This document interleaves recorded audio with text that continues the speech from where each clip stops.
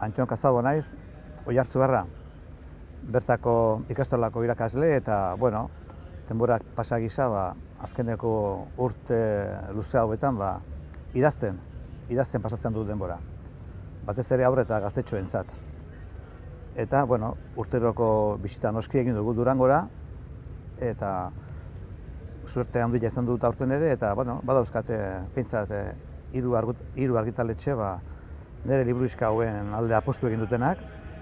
Denon artean argitaletxeak Makal sendoak publikatu dit. Ibai Zabalek Beñaten eskutitzak. Eta Erein argitaletxeak Bi kutsatxo. Eta pixkat gaurko buelta hau, Oiartzundik Durango egintako buelta honetan, nire ikuzke bat eta bestian, hiru liburuizka hauek pixkat publiko egin edo argitara eman edo ezagutzera eman.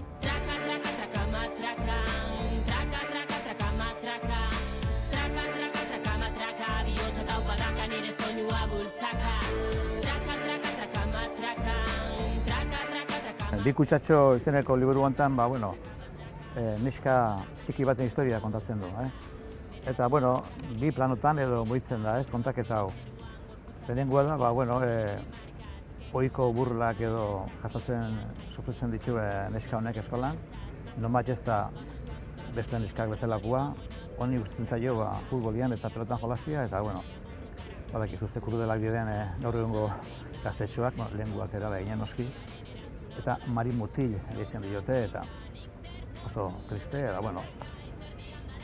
arazo desente dauzka neska honek gai horrekin. Eta beste planua izango ditzake, neska honen ama ospitalean dago, aurra jaio zenetik koman edo gaixorik dago. Eta pixkat beste borrok hori dauka bere atxarekin, ama ikusi nahi du, eta ama nola dagoen, eta ama noiz zenatuko den, eta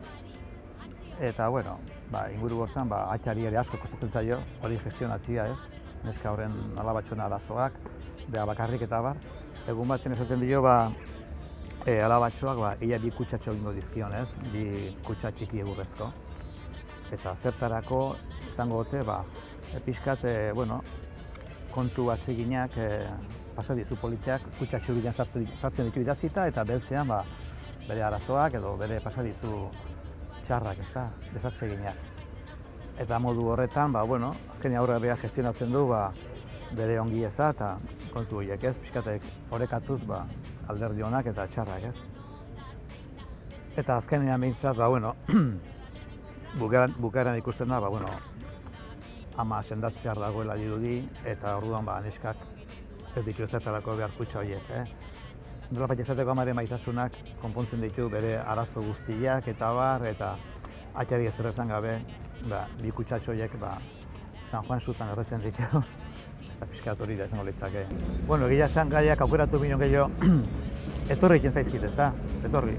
Eguneroko bizitzan ikusi eta entzuten ditutenak. Binen batez ere, liburuak idazteko orduan, inspirazio iturri nagusia ikastola bera da, Oiartzungo ikastolan zaude, klasetan, pasillotan, jolas garaitan, eta ikusten dizuan zenbat arazo, zenbat akoso, zenbat harreman kontu, harreman elkarren artean, gurasoekin, irakasleekin, eta orduan horrek ematen du, Horrek ematen du nahiko gai idazteko eta pixkate gogoetak egiteko eta bar, eta gehienak hortik jaso ditut, idea gehienak hortik amai. Garatzeko orduan ere, beti ez dute erabiltzen oso hizkuntza jasua, lexiko horiekatik naiz joskeraldetik, eta gaiak eta pixkat ere maila hortan, Eta gero gaina oso lotua doa, gaur egun eskoletara eta egiten ditugun bizitetan, eskertzekoa da, idazle elkartearen eskutik, hainbat ikastetxetara joaten gara, gure liburuak aurkeztea, eta pixkat entrevistatxoak, eta aurrekin egorta, eta gogoetak egitea liburuaren inguruan. Eta baita esan behar da, Ibai Zabal argitaletxea baita ere sekulako lan egiten duela, maila horretan.